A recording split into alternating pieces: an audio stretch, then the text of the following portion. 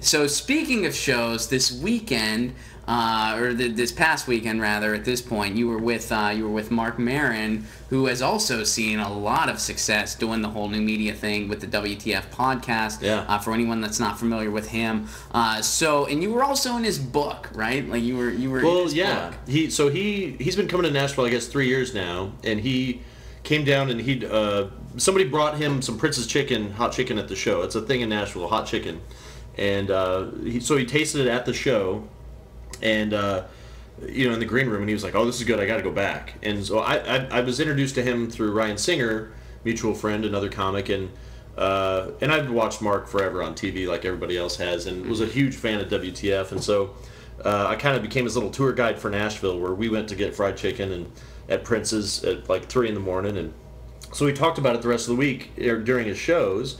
And then when he recorded his podcast for intros and outros for the next week, he mentioned Nashville and he told that story.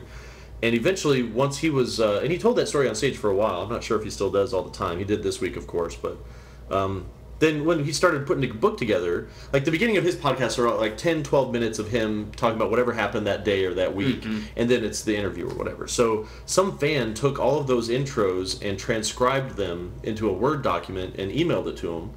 Just for fun, I guess. Wow. And so he used that to pick and choose stories that he talked about over the couple of years he's been doing the podcast, to start putting together his book. And I knew he was doing that, and so I just thought, well, fingers crossed, my little Prince's Chicken story will get in there, because he mentioned me in the podcast.